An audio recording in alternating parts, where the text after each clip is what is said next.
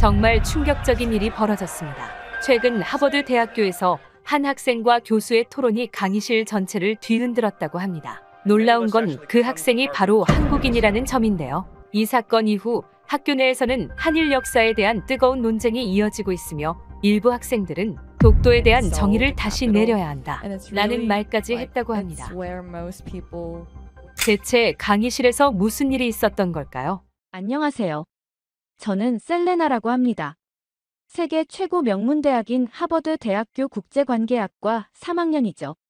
솔직히 말해서 저는 아시아 국가들에 대해 별로 관심이 없었습니다. 특히 한국이라는 나라는 정말 하찮게 생각했어요. 그냥 세계 지도에서 존재감 없이 끼어있는 작은 점, 중국과 일본 사이에 낀 무의미한 공간 정도로 여겼죠. 그래서 한국이 일본의 식민지였다는 것도 당연하게 느껴졌죠. 그 정도 가치밖에 없는 나라니까요. 한국은 문화도 일본이나 중국에서 베낀 것뿐이지 않아 자기들만의 독창적인 것이 뭐가 있는데, 이런 말을 할 때면 친구들과 함께 웃곤 했습니다. 한국은 그저 중국과 일본의 열등한 모방품, 가치 있는 것을 창조한 적 없는 나라라고 생각했어요. 전쟁으로 분단된 불쌍한 나라, 미국의 원조가 없었다면 존재하지도 못했을 국가, 중국과 일본의 그림자 속에 영원히 갇힌 존재라고 여겼죠. 심지어 지금은 대통령도 없는 무질서한 나라라고 생각했죠. 곧 북한이 전쟁을 일으킨다면 금방 잡아먹힐 그런 나라 말입니다. 솔직히 한국이 아시아에서 사라져도 누가 신경 쓸까? 중요한 나라들은 중국과 일본이지. 이런 의문을 가져본 적도 없었습니다. 당연히 아시아에서 중요한 나라는 중국과 일본뿐이라고 생각했으니까요. 한국은 그저 두 강대국 사이에 낀 작은 나라, 독자적인 문화나 역사적 가치가 별로 없는 국가라고 여겼어요. 그런데 이번 학기 졸업 학점을 채우기 위해 어쩔 수 없이 동아시아 국제관계사 강의를 듣게 됐습니다. 다른 수업은 모두 마감되었고 이 수업만 자리가 남아 있었죠. 내키지 않았지만 어쩔 수 없이 등록했어요. 최소한 쉬운 어학점은 받을 수 있겠지. 이런 생각으로 첫 수업에 들어갔습니다. 강의를 맡은 사람은 일본 출신의 역사학자 타카하시 교수였어요. 타카하시 교수는 하버드에서 10년 이상 가르친 베테랑 교수였고 동아시아 역사 연구로 명성이 자자했죠. 특히 제가 들은 바로는 그는 한국의 역사적 주장에 비판적인 시각을 가진 것으로도 유명했습니다. 배울 게 많을 것이라고 생각했죠. 드디어 제대로 된 시각으로 아시아 역사를 배울 수 있겠네. 첫 수업 시간, 타카하시 교수는 우아한 일본식 영어로 자기 소개를 했어요. 세련된 정장 차림의 단정한 외모, 그리고 자신감 넘치는 말투가 인상적이었습니다. 강의 계획서를 보니 중국, 일본, 한국, 그리고 동남아시아 국가들의 관계를 다루는 내용이었죠. 이번 학기 동안 우리는 동아시아의 복잡한 국제관계를 탐구할 것입니다. 특히 역사적 사실에 기반한 객관적 시각으로 접근하겠습니다. 타카하시 교수의 말에 저는 고개를 끄덕였어요. 객관적 사실이라니 당연히 한국보다는 일본과 중국이 역사적으로 더 중요했을 테니까요. 수업이 진행될수록 타카하시 교수는 중국과 일본의 역사적 중요성을 강조했고 한국에 대해서는 중국 문화의 전달자 정도로만 언급했습니다. 뭐 예상대로네. 저는 그의 강의에 별다른 의문을 품지 않았어요. 오히려 제 기존 생각을 확인시켜주는 것 같아 안심했죠. 강의실에는 몇몇 한국인 학생들도 있었는데 그들의 표정이 불편해 보일 때마다 저는 속으로 생각했습니다. 감정적이라더니 역시 그렇군. 타카하시 교수는 종종 한국에 관한 주제가 나올 때마다 살짝 비꼬는 듯한 말투를 사용했어요. 한국은 항상 피해자 의식을 갖고 있죠. 한국의 주장은 학술적 근거보다 감정에 기반한 경우가 많습니다. 같은 말들이었습니다. 이런 말을 들을 때마다 저는 역시 한국이란 나라는 그렇지라고 생각했죠. 수업을 들으면서 제 마음속에는 한국에 대한 편견이 더 깊어졌어요. 학술적으로 존경받는 교수의 말이니 틀림없이 사실일 거라고 믿었습니다. 그렇게 6주가 흘렀죠. 한국에 대한 제 생각은 점점 더 부정적으로 변했습니다. 역사적으로 중요하지 않은 나라, 중국과 일본 사이에 낀 작은 나라, 객관적인 시각 없이 감정적으로만 반응하는 나라. 이런 이미지가 제 머릿속에 단단히 자리 잡았어요. 타카하시 교수는 매 수업마다 이런 시각을 더욱 강화시켜 주었습니다.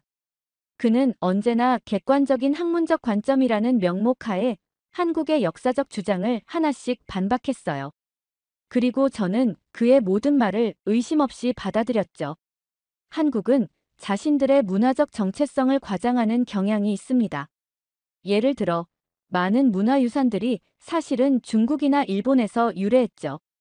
이런 교수의 말에 저는 고개를 끄덕이며 열심히 노트에 적었습니다. 한국인 학생들의 얼굴이 붉어지고 불편해하는 모습이 보일 때마다 저는 그저 진실을 받아들이기 힘들어하나 보다라고 생각했어요. 그렇게 반학기가 지났고 강의 주제는 점점 더 현대 이슈로 옮겨갔습니다. 역사적 배경에서 현대 동아시아의 국제관계 문제로요. 특히 영토 분쟁, 역사 교과서 논쟁, 전쟁 피해자 보상 문제 등이 다가오는 수업의 주제였죠. 교수는 다음 수업 주제를 예고했습니다. 다음 시간에는 동아시아의 현대 영토 분쟁에 대해 다루겠습니다. 특히 독도 다케시마 문제를 중점적으로 살펴볼 예정이니 준비해 오세요. 저는 독도가 뭔지도 잘 몰랐어요. 그냥 한국과 일본이 다투는 작은 섬 정도로만 알고 있었죠. 하지만 타카하시 교수의 강의라면 틀림없이 객관적이고 학문적인 시각으로 이 문제를 잘 설명해 줄 거라 기대했습니다. 다음 날 강의실에 들어서자 학생들로 가득 찼습니다.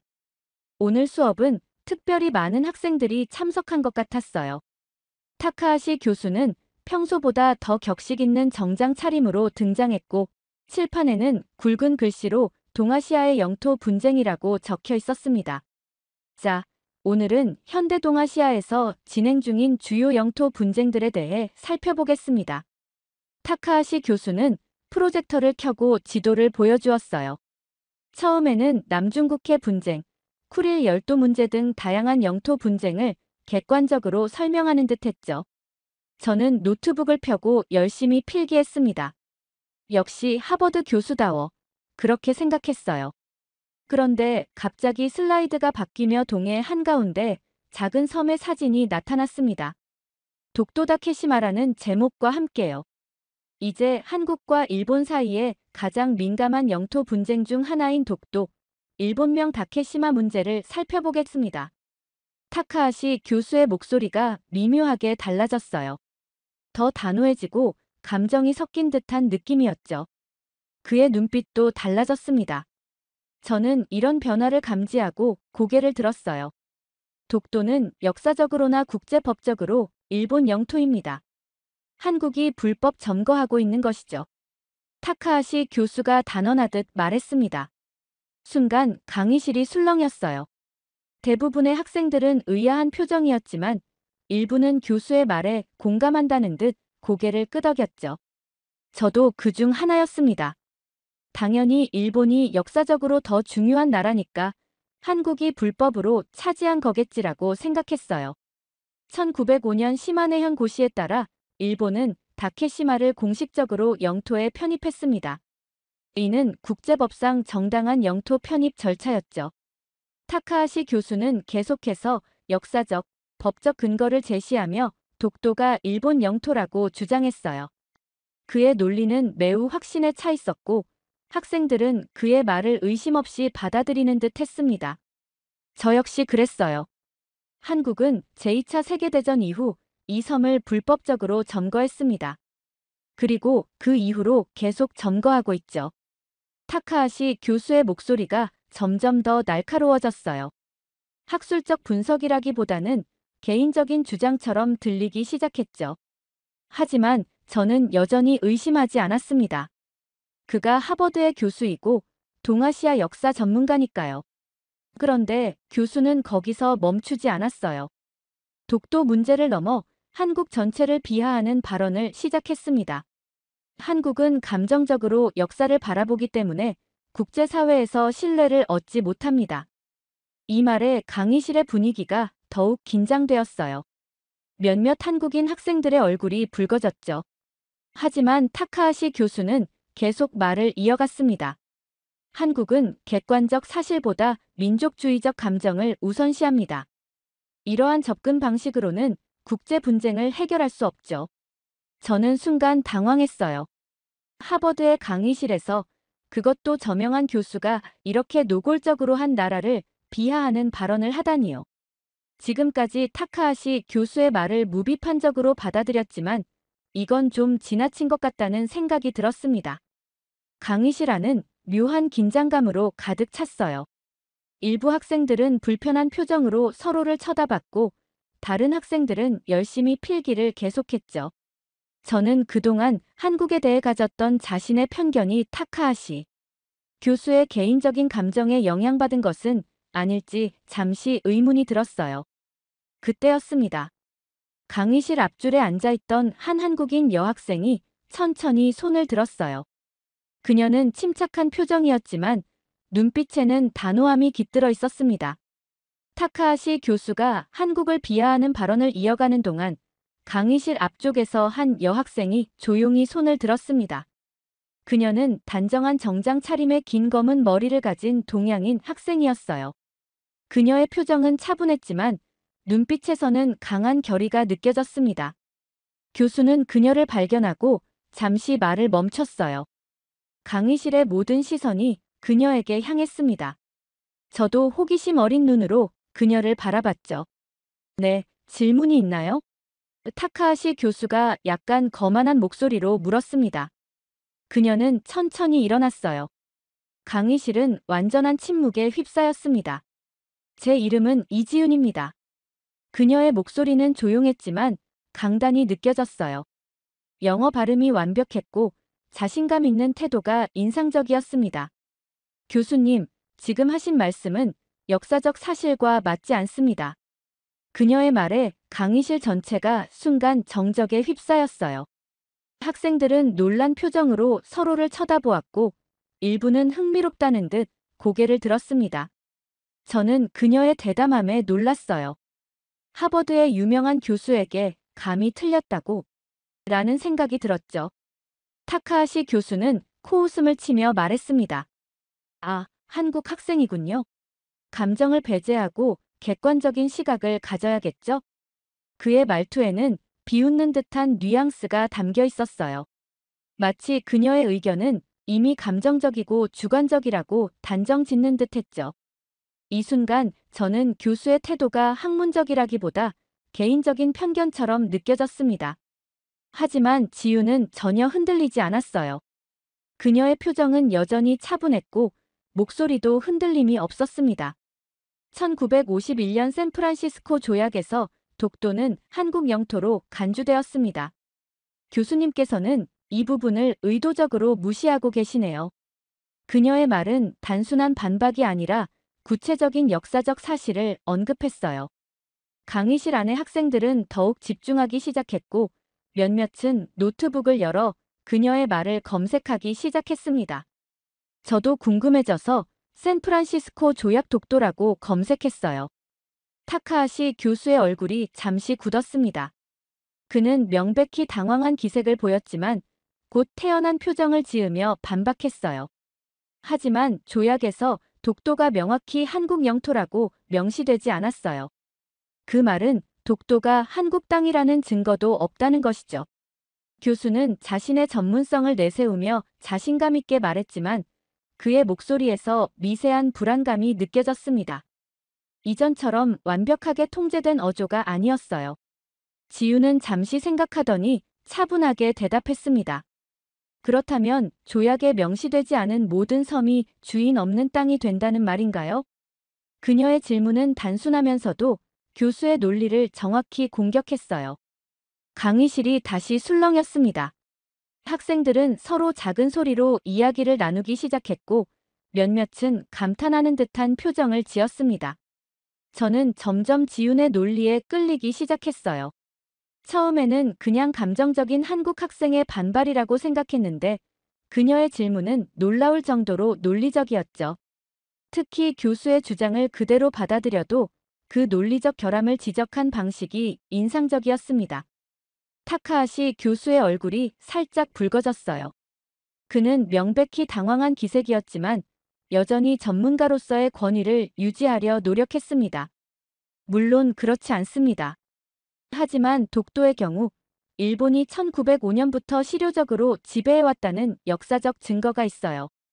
교수는 주제를 살짝 바꾸며 반격을 시도했습니다. 하지만 지유는 이미 학생들의 관심을 사로잡은 상태였어요. 강의실 전체가 그녀의 다음 반응을 기다리고 있었죠. 저는 그동안 한국에 대해 가졌던 편견이 조금씩 흔들리는 것을 느꼈습니다. 이 학생은 정말 감정적이지 않아. 오히려 교수보다 더 논리적인 것 같은데? 라는 생각이 들었어요. 지윤의 논리적인 반박에 강의실의 분위기가 미묘하게 바뀌기 시작했어요. 학생들은 이제 단순히 교수의 말을 받아 적는 대신 두 사람의 논쟁을 주의 깊게 지켜보고 있었죠. 저도 고개를 들고 집중하기 시작했습니다. 처음으로 한국에 대한 제 편견이 흔들리는 것을 느꼈어요. 타카하시 교수는 잠시 침묵했다가 다시 자신감 있는 태도로 반박을 시도했습니다. 일본은 1905년부터 독도를 실효적으로 지배하고 있었습니다. 한국이 이를 강제로 점거한 것입니다. 그의 목소리에는 학자로서의 권위가 실려 있었어요.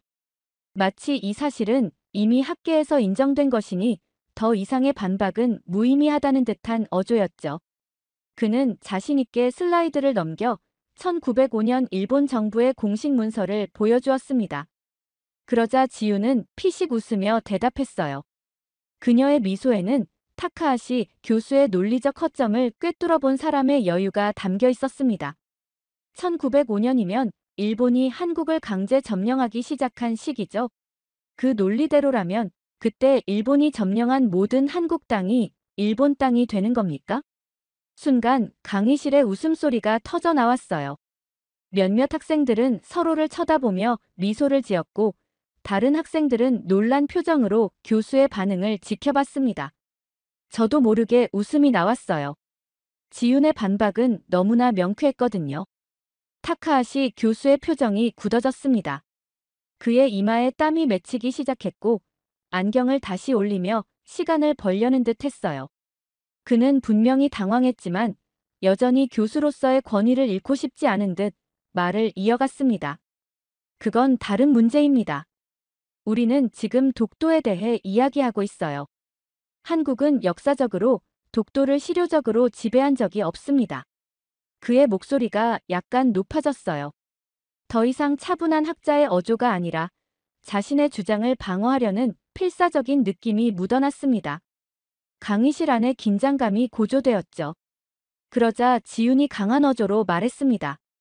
그녀의 목소리는 여전히 차분했지만 이전보다 더 강력한 확신이 담겨 있었어요. 교수님, 512년 신라 지증왕 때부터 독도는 한국 영토였습니다. 세종실록에도 독도 관련 기록이 나오고요. 일본의 지도에서도 18세기까지 독도를 일본 영토로 표기하지 않았죠. 지유는 자신의 가방에서 노트북을 꺼내 빠르게 무언가를 검색한 후 화면을 돌려 학생들에게 보여주었어요.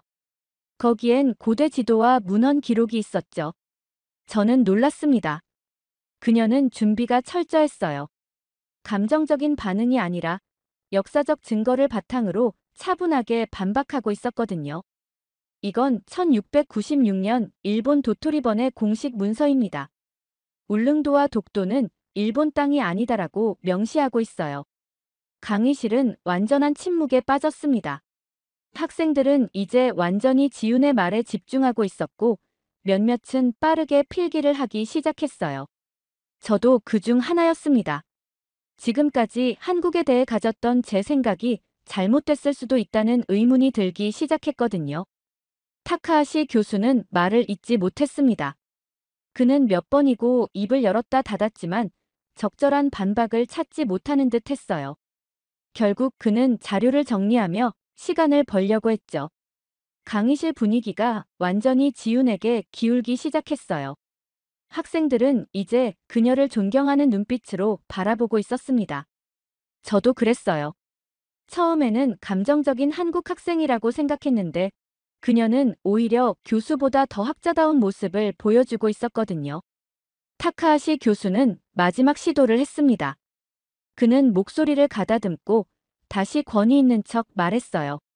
그런 고대 문헌들은 해석의 여지가 많습니다. 현대 국제법적 관점에서 봐야. 하지만 그의 말은 이미 설득력을 잃고 있었습니다. 학생들의 표정에서 그것을 읽을 수 있었어요. 저 역시 이제는 교수의 주장을 의심하기 시작했죠. 타카하시 교수는 더 이상 지윤의 논리적인 반박에 대응하지 못했어요. 그는 잠시 멍한 표정으로 서 있다가 서류를 정리하며 어색하게 말했습니다. 이 주제는 다음 시간에 더 다루도록 하겠습니다. 오늘 수업은 여기까지입니다. 학생들은 놀란 표정으로 서로를 쳐다봤어요. 수업 시간이 20분이나 남았는데도 교수가 갑자기 수업을 끝내다니 전례 없는 일이었죠. 지윤은 자리에 앉으며 조용히 노트북을 닫았습니다. 그녀의 표정은 차분했지만 눈빛에서는 작은 승리의 기쁨이 느껴졌어요. 저는 멍하니 앉아 있었습니다. 머릿속이 복잡했어요. 지금까지 한국과 일본의 역사에 대해 깊이 알지 못했어요. 솔직히 말해서 두 나라가 계속 다투고 있다고만 생각했죠. 한국이 그저 일본과 중국 사이에 낀 작은 나라, 독자적인 역사적 가치가 없는 나라라고 여겼던 제 생각이 순식간에 무너져 내리는 기분이었습니다. 내가 얼마나 무지했던 거지. 이런 생각이 들자 부끄러움이 밀려왔어요. 저는 그동안 한국에 대해 너무 쉽게 판단했던 것 같았습니다. 타카하시 교수의 말을 비판 없이 받아들이며 한국을 경멸했던 제 자신이 갑자기 부끄러워졌어요. 학생들이 강의실을 빠져나가기 시작했지만 저는 여전히 자리에 앉아 있었습니다. 오늘 있었던 일을 정리할 필요가 있었어요. 한 명의 한국인 학생이 논리적으로 역사적 사실을 설명하며 교수까지 제압하는 모습을 보며 한국이라는 나라에 대해 다시 생각하게 되었습니다. 한국은 정말 그저 감정적으로만 역사를 보는 나라일까? 아니면 내가 그동안 잘못된 정보에 속았던 걸까?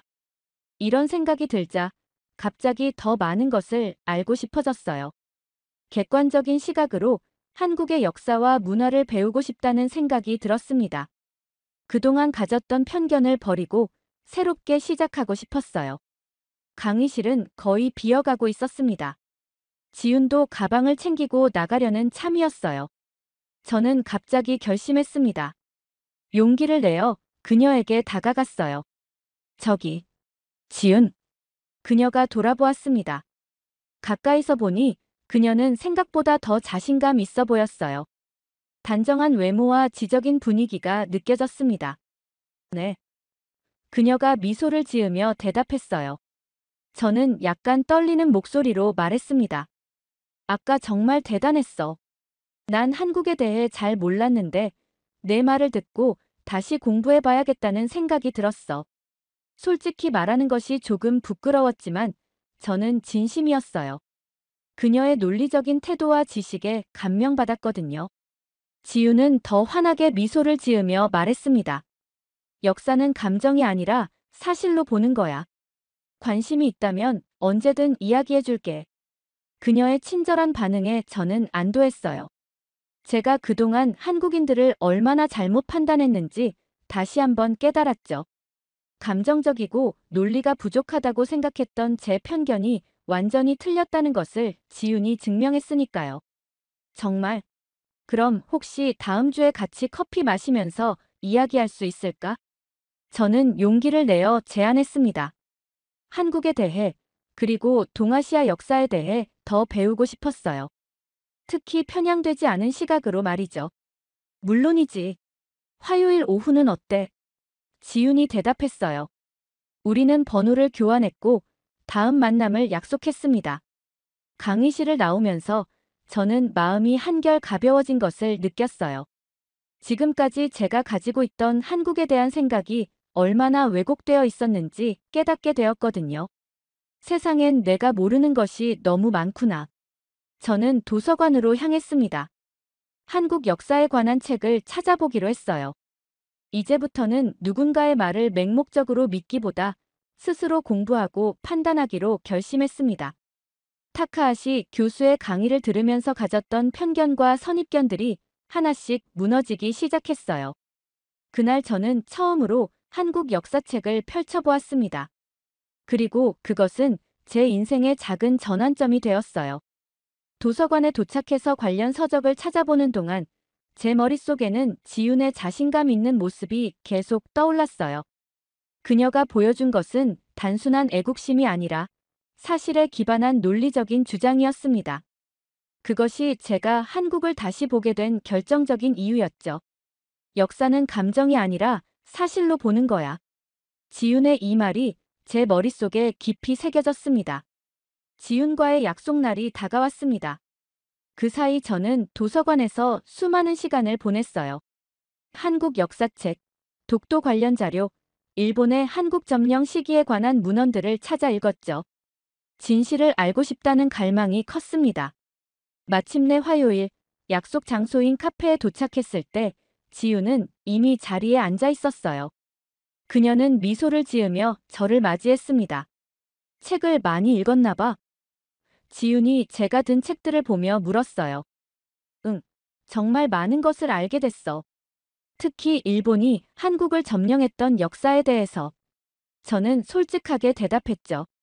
그날 이후 저는 한국 역사에 대해 더 깊이 공부하기 시작했습니다. 처음엔 단순한 호기심이었지만 점점 진실을 알게 되면서 생각이 바뀌었죠. 독도가 한국 영토라는 역사적 증거들을 발견했습니다. 지윤이 말했던 것처럼 신라 시대부터 한국의 문헌에 독도 관련 기록이 있었고 조선 왕조 시기에도 명확하게 한국 영토로 인식되고 있었던 거죠. 특히 놀라웠던 것은 일본 자신들의 고지도에서도 독도를 일본 영토가 아닌 것으로 표시하고 있다는 점이었어요. 지윤은 제가 가져간 책들을 보면서 더 많은 설명을 해주었습니다. 그녀는 감정적으로 말하는 대신 사실과 문헌을 바탕으로 차분히 이야기했어요. 이런 태도가 저에게는 더 큰 신뢰를 주었죠. 타카하시 교수는 어떻게 됐어? 지윤이 물었어. 수업 스타일이 완전히 바뀌었어. 더 이상 한국에 대한 비하 발언은 하지 않고 객관적인 사실만 다루려고 해. 그날 이후로 자신감이 많이 줄어든 것 같아. 우리는 웃으며 이야기를 나눴어요. 그리고 대화는 자연스럽게 한국 문화로 이어졌습니다. 지윤은 한국의 역사뿐만 아니라 문화, 언어, 예술에 대해서도 많은 것을 알려주었어요. 한국이 단순히 두 강대국 사이에 낀 작은 나라가 아니라 독자적인 문화와 풍부한 역사를 가진 나라라는 것을 알게 되었습니다. 처음엔 한국에 대해 많은 편견이 있었어. 저는 솔직하게 고백했어. 일본과 중국의 그림자 정도로만 생각했거든. 지윤은 이해한다는 듯이 고개를 끄덕였어. 많은 사람들이 그렇게 생각해. 하지만 역사는 누가 더 크게 외치는가에 따라 결정되는 것이 아니라 진실을 말하는 사람이 결국 승리한다는 것을 기억해줘. 그녀의 말이 제 마음 깊이 와닿았습니다. 역사는 권력자나 강자의 것이 아니라 진실을 추구하는 모든 사람의 것이라는 생각이 들었어요. 카페에서 나온 후 우리는 캠퍼스를 걸으며 더 많은 이야기를 나눴습니다. 지윤은 한국의 독립운동, 민주화 과정, 그리고 현대 한국의 발전에 대해 이야기해 주었어요. 그녀의 이야기 속에서 저는 한국인들의 강인함과 끈기를 엿볼 수 있었습니다. 한국이 일제강점기와 한국전쟁의 폐허 속에서 어떻게 오늘날의 경제 강국으로 성장했는지 정말 놀라워. 제가 감탄했어요. 응, 우리는 그걸 한강의 기적이라고 불러. 하지만 그건 기적이 아니라 한국인들의 노력과 희생의 결과야. 그날 이후로 저는 정기적으로 지윤을 만나 한국에 대해 더 많이 배웠습니다. 제 인생에서 한국이라는 나라는 더 이상 희미한 존재가 아니었어요. 오히려 존경과 관심의 대상이 되었죠. 도서관에서 한국 역사를 공부하면서 저는 타카하시 교수의 강의에서 배운 내용들이 얼마나 한쪽으로 치우쳐 있었는지 깨달았습니다. 그리고 진실을 추구하는 태도의 중요성도 배웠어요. 그 경험은 제게 중요한 교훈을 주었습니다. 편견 없이 세상을 바라보는 법, 다양한 관점에서 역사를 이해하는 법, 그리고 무엇보다 진실을 추구하는 자세의 중요성을 말이죠.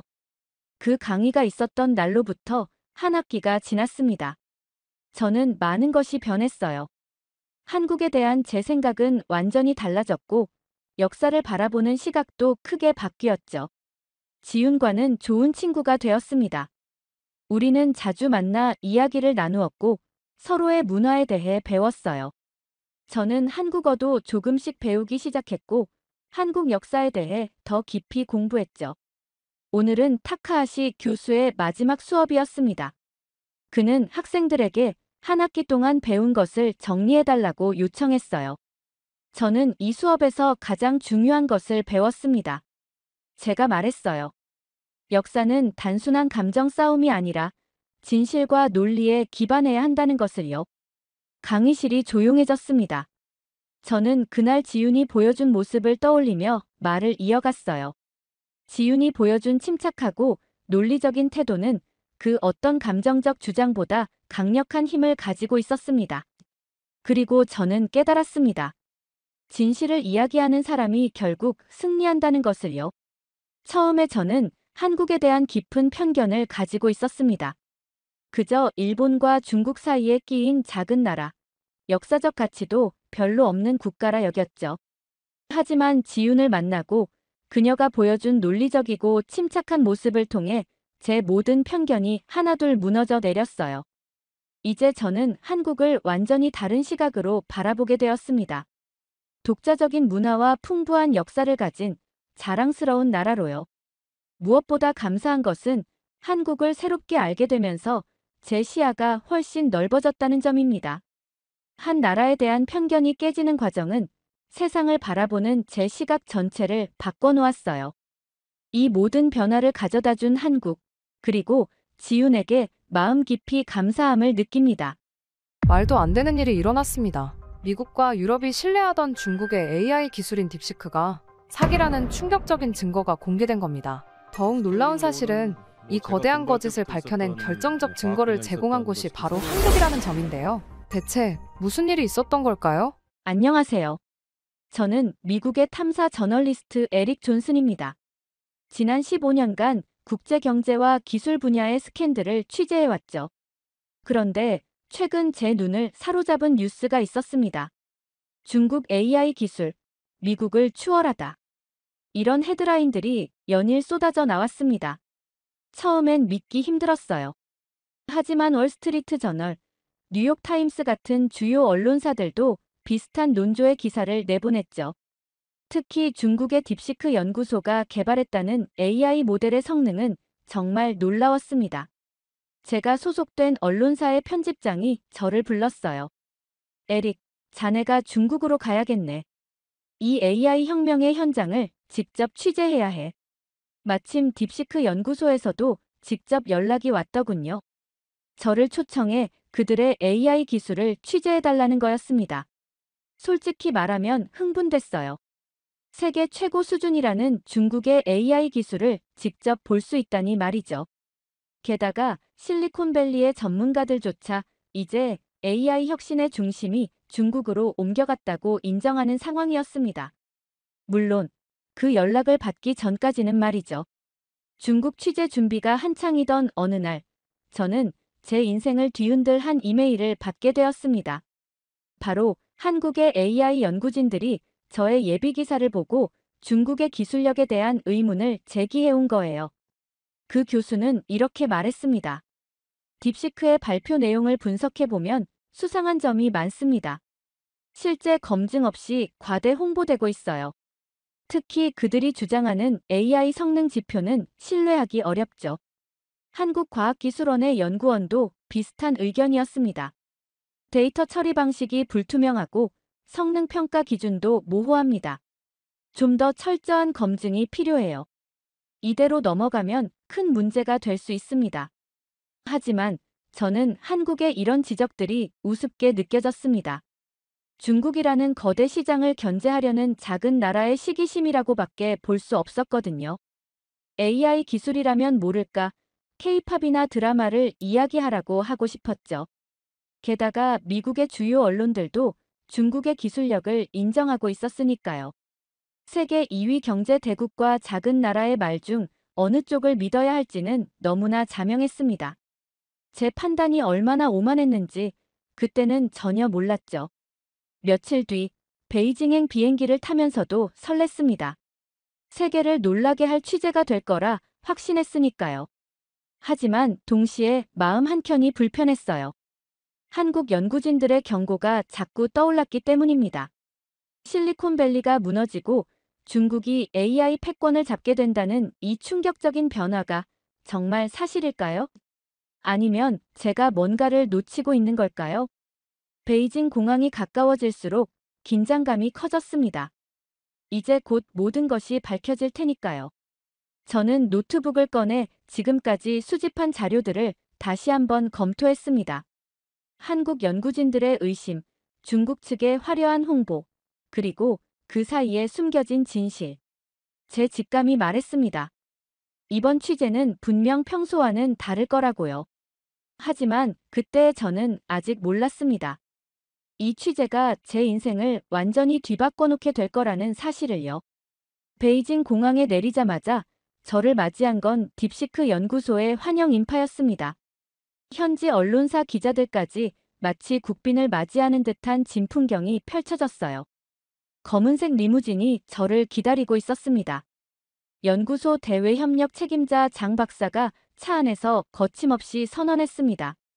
이제 AI는 중국이 선도합니다. 미국과 유럽은 이미 시대에 뒤처졌어요. 우리는 그들이 상상도 못할 기술을 보유하고 있습니다. 딥시크 연구소는 연구소라기보다 거대한 캠페인 현장 같았어요. 초대형 LED 스크린, 화려한 조명, 끝없이 이어지는 기술 시연까지. 이건 단순한 연구소가 아닌 중국이 AI 강국이라는 걸 전 세계에 선전하기 위한 대규모 쇼케이스였습니다. 대형 컨퍼런스룸에서는 연구소장 리우 박사의 발표가 이어졌습니다. 우리는 이미 실리콘밸리를 추월했어요. 이제 기술 혁신은 중국이 주도할 것입니다. 처음에는 저도 감탄했습니다. 하지만 이상한 점을 발견했어요. 발표 내용이 너무 완벽했거든요. 실패나 시행착오에 대한 언급이 전혀 없었습니다. 이제 실제 연구실을 둘러보시죠. 다른 기자들은 모두 1층에 남겨둔 채 저만 특별히 연구실 투어를 시작했습니다. 15층 연구실의 모습은 충격적이었어요. 조용하고 어두운 복도, 썰렁한 사무실. 1층의 화려함이 거짓말처럼 느껴졌습니다. 연구원도 몇 명 없었고 일부 장비는 전원도 꺼져 있었죠. 복도에서 마주친 연구원들의 표정도 어딘가 불안해 보였어요. 제가 질문을 던지면 재빨리 장 박사의 눈치를 보며 대답했습니다. 마치 미리 정해진 대본이라도 있는 것처럼요. 화장실에 들른 사이 두 연구원의 대화가 들렸습니다. 리우 소장님이 또 무리한 발표를 하셨어. 쉿, 조용히 해. 외국 기자가 들을라. 가슴이 덜컥 내려앉았습니다. 박도윤 박사의 경고가 떠올랐어요. 호텔로 돌아와 오늘 본 것들을 정리하면서 한 가지 확신이 들었습니다. 이곳의 모든 것이 거대한 연극이라는 사실을요. 다음 날 아침, 저는 일찍 연구소를 찾았습니다. 화려한 환영 행사도 관계자들의 동행도 없이 홀로 방문했죠. 특히 리우 소장이 인류 역사상 최초의 완전한 AI 모델이라고 자랑하던 기술이 궁금했습니다. 전날 발표회에서 그들은 이 모델이 인간의 지능을 뛰어넘었다고까지 주장했거든요. 음성인식, 자연어 처리, 이미지 생성 등 모든 분야에서 완벽한 성능을 보인다는 거였죠. 15층 연구실에서 어제 만났던 왕 연구원이 데이터 센터로 저를 안내했습니다. 컴퓨터 화면에는 충격적인 내용들이 가득했어요. 발표된 실험 결과의 상당수가 실제로는 진행조차 되지 않은 것들이었습니다. 음성인식 실험에서 사용됐다는 10만 건의 테스트 데이터는 실존하지도 않았고 이미지 생성 능력을 검증했다는 국제평가 자체가 없었던 일이었죠. 문서들을 자세히 살펴볼수록 조작의 흔적은 더욱 명확해졌습니다. 성능 그래프는 너무나 완벽한 상승 곡선을 그리고 있었고 오류율은 믿기 힘들 정도로 낮았어요. 실제 AI 개발 과정에서는 절대 나올 수 없는 수치들이었습니다. 더 자세히 살펴보려는 제 모습에 왕 연구원의 태도가 급격히 경직됐습니다. 하지만 결정적인 증거를 이미 USB에 복사한 후였어요. 제 행동을 본 왕 연구원은 한참을 망설이다 충격적인 고백을 했습니다. 매주 정부에서 목표 수치가 내려오면 연구원들은 그저 그 수치에 맞춰 거짓 데이터를 만들어낸다고 했습니다. 실제 연구 결과는 발표된 성능의 10%도 되지 않는다고 했죠. 심지어 일부 핵심 기술은 아직 개발조차 시작하지 못했다고 합니다. 이것이 단순한 연구소 차원의 문제가 아니라는 점이 더 충격적이었어요. 중국 정부가 직접 관리하는 프로젝트였던 겁니다. 기술 패권을 차지하기 위해 국가적 차원에서 이루어지는 기만이었죠. 매달 정부 관계자들이 방문해서 진행 상황을 점검하고 발표할 내용을 직접 검토한다고 했습니다. 장 박사가 갑자기 나타나자 분위기는 얼어붙었습니다. 제가 데이터의 신뢰성에 대해 질문하자 그는 시스템 점검을 핑계로 회피하기 바빴어요. 구체적인 수치를 요구하면 새로운 프로젝트 이야기를 꺼내고 실험 과정을 물으면 보안 문제를 언급했죠. 이런 태도는 오히려 방금 전 발견한 내용이 사실이라는 확신을 주었습니다. 호텔로 돌아와 수집한 자료들을 자세히 분석했습니다. 조작의 흔적은 곳곳에서 발견됐어요. 같은 실험 결과가 다른 날짜에 반복해서 사용된 것도 찾아냈고 있을 수 없는 패턴의 데이터도 다수 확인했습니다. 이 엄청난 사실을 어떻게 증명할 수 있을까 고민하다 문득 스탠포드의 박도윤 박사가 떠올랐습니다. 한국의 AI 연구소들과 함께 데이터를 검증해달라는 이메일을 보냈습니다. 단순히 제 의심을 확인하는 것을 넘어 객관적인 증거가 필요했거든요. 이제 진실을 밝힐 차례였습니다. 창밖 베이징의 밤거리는 여전히 화려했지만 이제 그 불빛이 공허하게 느껴졌어요. 마치 딥시크 연구소처럼 겉으로는 찬란하지만 실상은 텅 빈 것처럼 말이죠. 이 거대한 기만을 세상에 알려야 한다는 사명감이 가슴속에서 타올랐습니다. 이메일을 보낸 지 몇 시간 후 베이징 호텔방에서 노트북을 보며 답장을 기다리고 있었습니다. 밤 11시가 넘어가는 시간이었지만 박도윤 박사로부터 빠른 회신이 왔습니다. 메일에는 한국의 주요 대학과 IT 기업들의 AI 연구진들이 함께 참여하는 긴급 분석팀을 구성했다는 내용이 담겨 있었어요. 다음 날 아침 화상회의가 시작됐습니다. 제가 수집한 데이터를 보던 한국 연구진들의 표정이 심각해졌습니다. 국립대학의 김현우 교수는 분석 결과를 단호하게 밝혔어요. 존슨 씨, 이 데이터는 조작된 게 맞습니다. 저희가 명확한 증거를 찾아냈어요. 모든 증거를 체계적으로 정리해서 보고서로 만들어드리겠습니다. 이어서 이진혁 연구원이 구체적인 분석 방법을 설명했습니다. 저희는 3단계 검증 시스템을 가동했습니다. 먼저 데이터의 통계적 검증, 다음으로 기술적 실현 가능성 검토, 마지막으로 국제 표준과의 비교 분석까지요. 모든 과정은 실시간으로 기록되고 상호 검증됩니다. 특히 인상적이었던 건 그들의 분석 방식이었습니다. 중국 측이 발표한 화려한 성과를 무조건 의심하는 게 아니었어요. 객관적인 데이터와 과학적 검증을 통해 차근차근 진실을 밝혀나갔죠. 각 연구소가 자신들의 전문 분야를 나눠 맡아 철저하게 검증했습니다. 이틀 뒤 한국 연구진들의 예비 분석 결과를 받았습니다.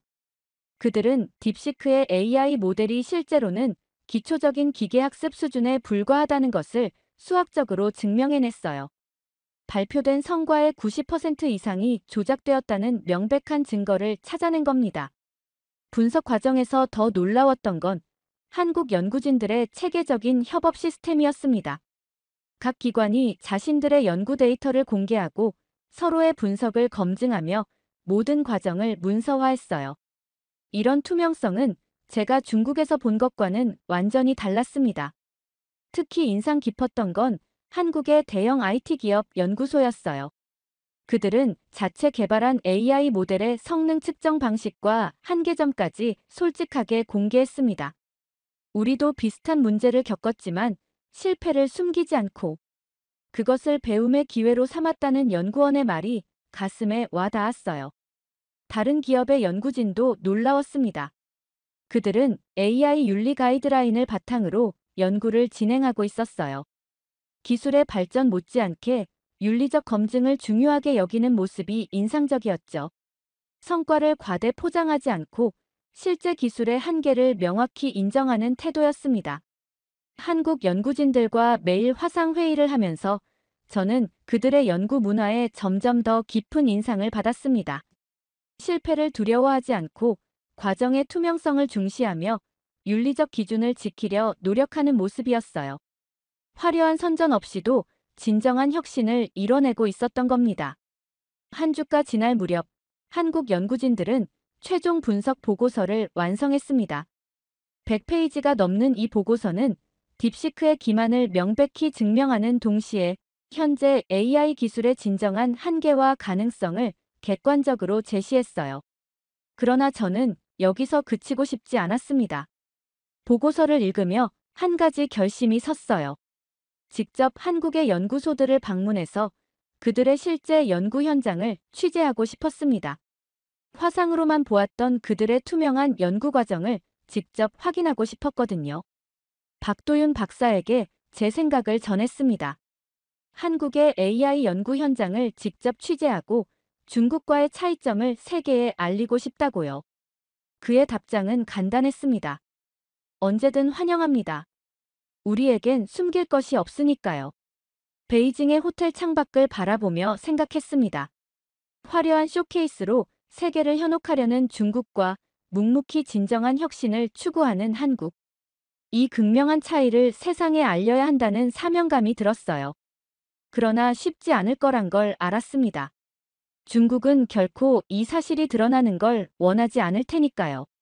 하지만 이미 결심은 섰습니다. 다음 목적지는 서울이었습니다. 진실을 밝히기 위한 진짜 여정이 이제 시작되려 하고 있었죠. 한국행을 결심하고 호텔에서 짐을 정리하던 중이었습니다. 그때 박도윤 박사의 긴급한 메시지가 왔어요. 중국 연구소 내부 직원으로부터 경고를 받았다는 내용이었습니다. 제가 수집한 데이터의 존재를 연구소 측이 알아차렸다는 거죠. 서둘러 짐을 챙기는데 객실 전화가 울렸습니다. 연구소에서 사람들이 저를 찾아왔다는 프런트의 연락이었어요.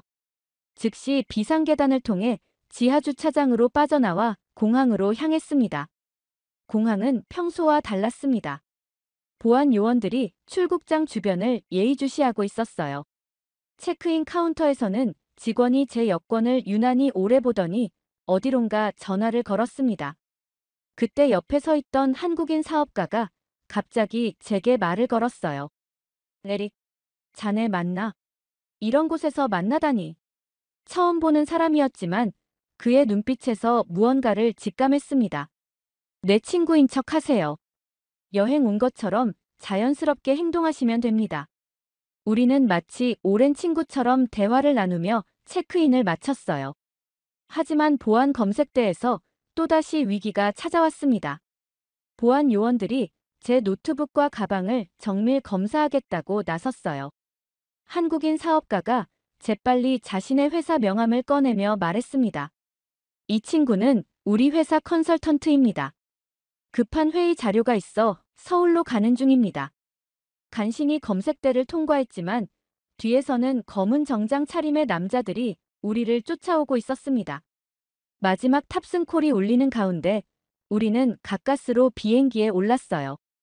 이륙 직후 그 한국인 사업가는 쪽지 하나를 건네고 자리를 옮겼습니다. 박도윤 박사님께 연락받았습니다. 서울에서 많은 분들이 기다리고 있을 거예요. 비행기가 구름 위로 올라가면서 베이징이 시야에서 사라졌습니다. 가방 속 데이터가 무사한 걸 확인하고 나서야 긴장이 풀렸어요. 이제 진짜 이야기는 서울에서 시작될 것이란 생각이 들었습니다. 인천공항에 도착했을 때는 이미 늦은 저녁이었습니다. 박도윤 박사가 직접 마중 나와 있었어요. 비행기에서 내려 그를 만나는 순간까지도 긴장이 완전히 풀리지 않았지만 그의 따뜻한 미소를 보자 안도감이 밀려왔습니다. 고생 많으셨습니다, 존슨 씨. 이제 안전하니 걱정 마세요. 내일부터 본격적인 분석을 시작하시죠. 다음 날 아침, 서울의 한 연구단지를 방문했습니다. 베이징의 화려한 전시장과는 전혀 다른 분위기였어요. 조용하고 차분한 공간에서 연구원들이 각자의 업무에 몰두하고 있었습니다. 먼저 데이터 검증 시스템부터 보여드리겠습니다. 연구소의 시스템 관리자인 정 박사가 설명을 시작했어요. 모든 실험 데이터는 실시간으로 기록되고 여러 연구진의 교차 검증을 거친다고 했습니다. 한 사람의 판단이 아닌 팀 전체의 검증이 필요한 거죠. 이건 저희가 개발한 AI 성능 검증 프로그램입니다. 어떤 데이터든 조작이 있다면 즉시 찾아낼 수 있어요. 프로그램을 실행하자 중국에서 가져온 데이터의 문제점들이 하나둘 드러났습니다. 불가능한 패턴, 중복된 결과값, 인위적으로 조정된 그래프들. 모든 것이 명백했어요. 놀랍네요. 이런 정교한 검증 시스템은 처음 봅니다. 당연합니다. AI 연구에서 가장 중요한 건 신뢰성이니까요. 화려한 성과보다 정직한 실패가 더 가치 있다고 생각합니다. 연구소를 둘러보면서 더 놀라운 것들을 발견했습니다. 모든 연구원들의 책상에는 AI 윤리 준칙이 붙어 있었어요. 기술 발전과 윤리적 가치를 동시에 추구한다는 내용이었죠. 이 조작된 데이터를 세계에 공개해야 합니다. 연구진들과 회의를 하면서 저는 제안했어요. 그들도 동의했습니다. 맞습니다. 하지만 단순히 중국의 거짓을 폭로하는 게 아니라 진정한 AI 연구가 어떠해야 하는지 보여주어야 해요. 일주일간 밤낮 없이 데이터를 분석했습니다. 연구진들은 자신들의 일처럼 열정적으로 참여했어요. 누군가 식사를 잊으면 다른 연구원이 먹을 것을 가져다 주고 한 명이 지치면 다른 사람이 이어받았죠. 특히 인상 깊었던 건 모든 과정이 완벽하게 기록된다는 점이었습니다. 실험의 성공은 물론 실패까지 모든 결과가 데이터베이스에 저장되었어요. 왜 실패한 실험까지 기록하나요? 실패야말로 가장 중요한 배움의 기회니까요. 다른 연구자들이 같은 실수를 반복하지 않도록 하는 거죠. 그 순간 깨달았습니다. 한국의 AI 연구는 정말 다르네요. 여기선 진짜 연구가 이뤄지고 있어요. 제 말에 연구원들은 겸손하게 웃었지만 저는 진심이었습니다. 화려한 홍보나 과대 포장 없이 오직 진정한 혁신만을 추구하는 모습에 감동했거든요. 점점 더 명확해졌습니다. 이곳의 연구 문화는 중국과 완전히 달랐어요. 화려한 선전이나 과대 포장된 성과가 아닌 진정한 혁신을 추구하고 있었습니다. 이건 단순한 연구소가 아닙니다. 제가 감탄했어요. 맞아요. 이곳은 진실을 추구하는 공간이죠. AI 기술은 인류의 미래를 바꿀 수 있습니다. 그래서 더욱 정직해야 해요. 분석이 끝나갈 무렵 저는 확신할 수 있었습니다. 한국의 AI 연구는 세계가 주목해야 할 모범 사례라는 걸요. 조용하지만 착실하게 진정한 혁신을 이뤄내고 있었습니다. 이제 우리가 할 일이 남았습니다. 박도윤 박사가 말했어요. 네, 세계가 알아야 합니다. 진정한 AI 연구가 무엇인지, 그리고 어떤 거짓이 저질러졌는지. 마지막 밤, 연구소의 창밖을 바라보며 생각했습니다. 베이징의 화려한 불빛과는 다른 차분하지만 강인한 빛이 서울의 밤하늘을 수놓고 있었어요. 그것은 마치 양국의 AI 연구를 상징하는 것 같았습니다. 보도 자료는 준비됐나요? 박 박사가 물었습니다. 네, 모든 증거와 분석 결과를 정리했습니다. 이제 세계가 진실을 알 때가 됐네요. 다음 날, 저는 기사 작성을 시작했습니다. 이건 단순한 폭로성 기사가 아닌 AI 기술의 미래와 연구, 윤리에 대한 깊은 성찰이 담긴 보고서가 될 것이었습니다. 한국 연구진들은 제가 떠나는 순간까지 도움을 아끼지 않았어요. 그들의 진정성과 전문성은 제가 본 그 어떤 연구소와도 비교할 수 없었습니다. 이제 저는 확신할 수 있었어요. 진정한 AI 혁신은 여기 한국에서 시작되고 있다는 것을요. 한국 연구진들과 함께 준비한 폭로 기사가 동시에 미국과 유럽의 주요 매체들을 통해 발표됐습니다. 중국 AI의 허상 딥시크 연구소의 대규모 데이터 조작이라는 제목의 특종 기사였어요. 철저한 데이터 분석과 증거를 바탕으로 한 이 기사는 전 세계 언론의 주목을 받았습니다. 기사가 나간 당일 영국, 독일, 프랑스 등 유럽의 주요 언론사들도 대대적인 후속 보도를 시작했어요. 중국 AI 기술의 실체가 연일 헤드라인을 장식했습니다. 특히 충격적이었던 건 실리콘밸리의 반응이었어요. 그동안 중국 AI 기술을 높이 평가하던 기업들이 하나둘 입장을 바꾸기 시작했습니다. 테슬라의 최고 경영자는 자신의 SNS에 더 이상 중국 AI 기술을 신뢰할 수 없다고 선언했죠. 텍사스 주정부가 가장 먼저 움직였습니다. 주 정부 차원에서 딥시크 주의보를 발령했어요. 모든 공공기관과 기업들에게 중국산 AI 제품 사용을 재검토하라는 권고안을 발표한 겁니다. 곧이어 대만이 더 강력한 조치를 취했습니다. 자국 내 모든 기업에 중국 AI 기술 사용을 전면 중단하라는 명령을 내렸어요. 일본도 비슷한 입장을 표명했습니다. 경제산업성이 중국 AI 기술의 보안 위험성 검토 및 사용 제한 필요 성명을 발표했죠. 중국의 반응은 격렬했습니다. 외교부 대변인은 서방 언론의 악의적인 중상모략이라며 반박에 나섰어요. 하지만 이미 돌이킬 수 없는 상황이었습니다. 제가 수집한 데이터와 한국 연구진의 철저한 분석 결과는 너무나 명백했거든요. 글로벌 기업들의 태도, 변화도 뚜렷했습니다. 애플은 자사 제품에 탑재될 예정이던 중국 AI 기업과의 계약을 전면 재검토한다고 발표했어요. 구글도 중국 AI 기업들과의 협력 프로젝트를 잠정 중단했습니다. 중국 AI 기업들의 주가는 급락했습니다. 딥시크의 모 회사는 일주일 만에 시가총액의 40%가 증발했어요. 다른 중국 AI 기업들도 연쇄적인 타격을 입었죠. 투자자들의 신뢰가 완전히 무너진 겁니다. 하지만 더 중요한 변화는 따로 있었습니다. 세계의 시선이 한국의 AI 연구 역량에 주목하기 시작한 거예요. 제 기사에서 상세히 다룬 한국의 투명한 연구, 문화와 엄격한 검증 시스템이 전 세계 전문가들의 찬사를 받았습니다. 유럽연합 집행위원회는 한국의 AI 연구 방식을 글로벌 스탠다드로 채택하자는 제안을 내놓았어요. MIT 테크놀로지 리뷰는 한국이 보여준 AI 연구의 투명성과 윤리성은 전 세계가 배워야 할 모범 사례라고 평가했습니다. 실제로 한국의 AI 연구소들은 국제적 협력 요청이 쇄도하기 시작했어요. 독일의 막스 플랑크 연구소, 프랑스의 국립과학연구원, 미국의 주요 대학들이 한국과의 공동 연구를 제안했습니다. 신뢰도 조사 전문기관의 보고서도 흥미로웠습니다. AI 기술 신뢰도 순위에서 한국이 미국에 이어 2위로 올라선 거예요. 반면 중국은 20위권 밖으로 추락했죠. 단 한 편의 기사가 세계 AI 산업의 지형도를 완전히 바꿔놓은 겁니다. 한국 연구진들의 반응은 여전히 겸손했습니다. 우리는 그저 정직하게 연구할 뿐입니다. 화려한 선전이나 과대 포장 없이 진정한 혁신을 추구하는 것이 우리의 방식이에요.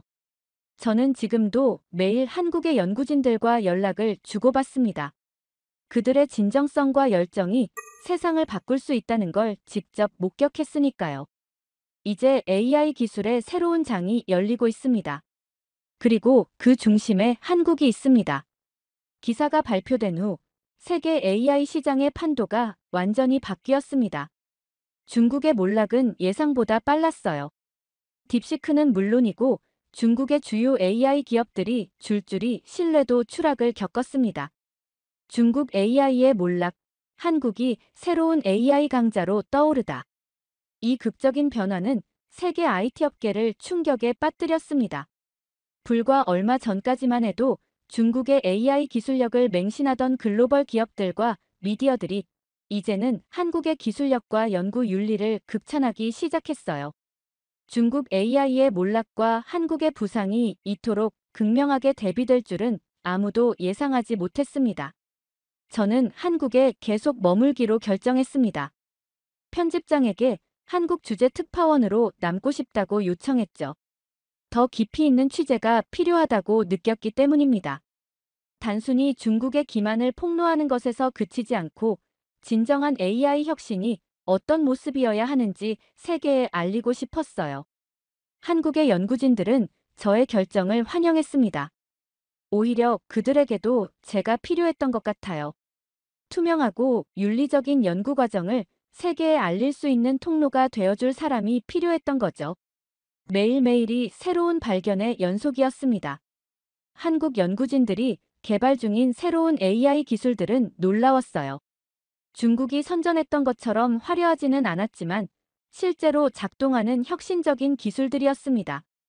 특히 인상 깊었던 건 윤리적 AI 개발에 대한 그들의 진지한 태도였어요. 모든 연구 단계에서 윤리적 검증이 이루어졌고 사회적 영향까지 고려했습니다. 이런 접근 방식은 세계 AI 업계의 새로운 표준이 되어가고 있었죠. 이제 AI 연구의 중심은 한국입니다. 실리콘밸리의 한 저명한 벤처 캐피털리스트가 한 말입니다. 그는 자신들의 투자 포트폴리오를 한국 중심으로 재편하고 있다고 밝혔어요.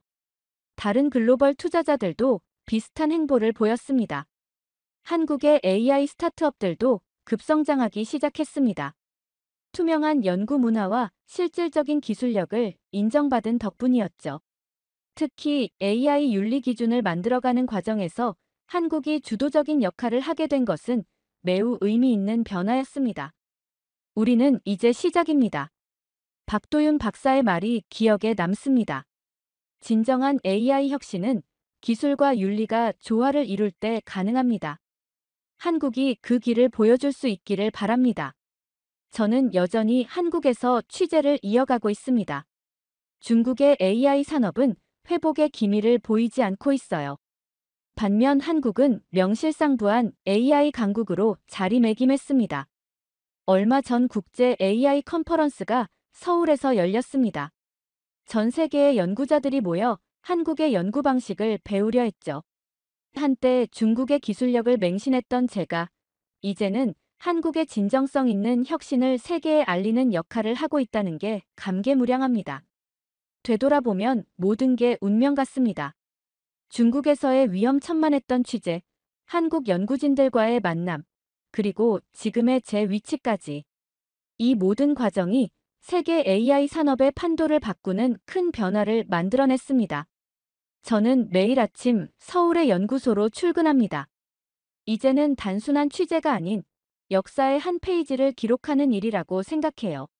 한국이 보여주는 AI 혁신의 새로운 길, 그 여정의 증인이 되는 것은 제게 큰 영광입니다. 한국은 AI의 미래를 보여주고 있다. 이것이 제가 마지막으로 쓴 기사의 제목입니다. 그리고 저는 이 말이 진실이라고 확신합니다.